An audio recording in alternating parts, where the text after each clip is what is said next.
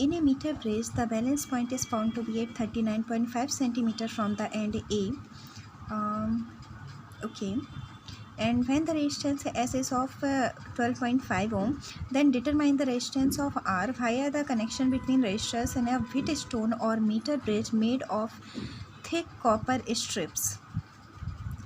पहले हम इसका आंसर दे देते हैं कि ये थिक कॉपर स्ट्रिप्स की क्यों बनाई जाती है। तो हमें फॉर्मूला पता होगा, R इज इक्वल टू क्या होता है, R इज इक्वल टू होता है रो L अपॉन ए।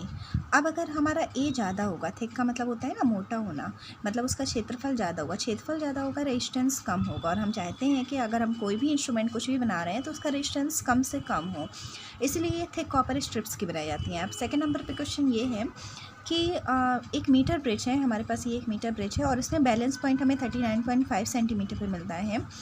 और जब रेजिस्टेंस और हमारे पास दो रेजिस्टेंस है, आर है और एस है। एस की वैल्यू कितनी है, 12.5 ओम है।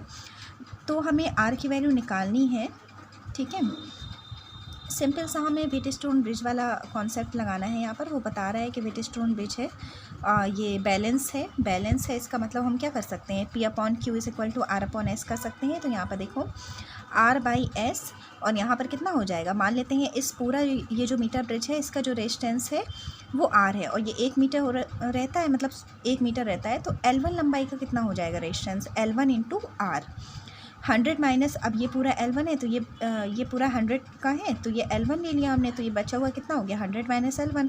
तो इसका रेजिस्टेंस कितना हो जाएगा, 100 माइनस L1 इंटू R, ठीक है। क्योंकि 1 मीटर बराबर 100 सेंटीमीटर हो गया ना, तो ये पूरा 100 सेंटीमीटर का हो जाएगा। ये L1 सेंटीमीटर हो गया, तो ये 100 माइनस L1 सेंटीमीटर हो गया, ओके।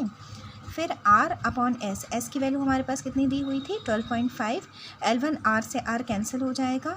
L1 की वैल्यू कितनी है, 39.5, क्योंकि पहले जो बैलेंसिंग थी वो कितनी थी, 39.5 थी। फिर 100 माइनस L1 39.5, इसको सॉल्व कर लिया हमें, तो R की वैल्यू मिल गई 8.2 ओम, ओके।